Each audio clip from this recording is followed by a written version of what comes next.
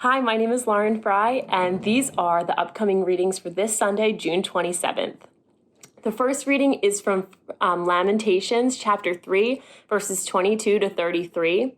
And the book of Lamentations is one of the most important sources of information about the fall of Jerusalem to the Babylonians. So though the people admit that God's judgment was just, today's reading declares a fervent trust that God will not leave them forever. The second reading comes from 2 Corinthians chapter 8, verses 7 through 15. And in this passage, Paul encourages the Corinthians to honor their commitment to participate in the collection of his churches that they're organizing as Christians in Jerusalem.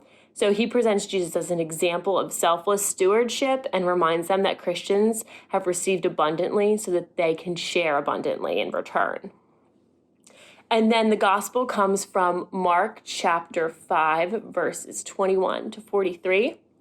And this is about Jairus, who is a respected leader, and he begs Jesus to heal his daughter, and also an unnamed woman with a hemorrhage that she suffered from for 12 years. And she was considered ritually unclean and treated as an outcast. Both Jairus and the unnamed woman came to Jesus in faith, believing in his power to heal and bring life out of death.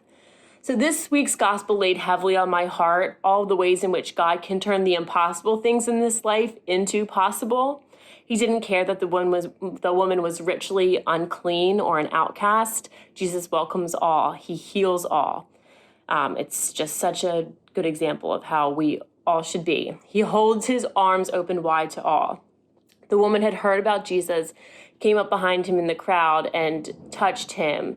And she thought, if I but touch his clothes, I will be made well. And immediately her hemorrhage stopped and she felt healed of her disease within her body. Jesus turned around and said, "Who touched my clothes?" And the disciple said to him, "How can you say who touched me?" And he looked all around to see who had done it. But the woman, knowing what had happened to her, came in fear, trembling to him, and told him the whole truth. And he said to her, "Daughter, your faith has made you well. Go in peace and be healed of your disease." And then there was Jairus' daughter, and people didn't even believe that it was worth Jesus trying to heal her.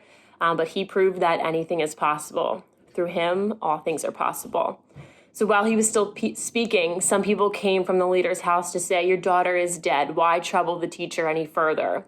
But overhearing what they said, Jesus said to the leader of the synagogue, "Do not fear, only believe." He allowed no one to follow him except Peter, James, and John. So when they came to the house of the leader of the synagogue, he saw the commotion, people weeping and wailing.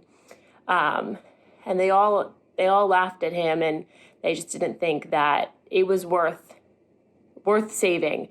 And the father and mother were with her, and Jesus took her by the hand and said, "Talitha come," which means little girl, get up.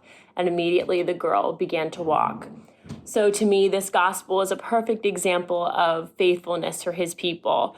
Over and over again, he proves nothing is impossible with his love, and that accepting and welcoming all people is the way to be a true disciple. As always, we should lead by his example, but especially in this instance, always strive to be your best in believing that nothing is impossible with faith, and welcoming all people makes you a strong disciple of God within your faith. Have a great week and be blessed.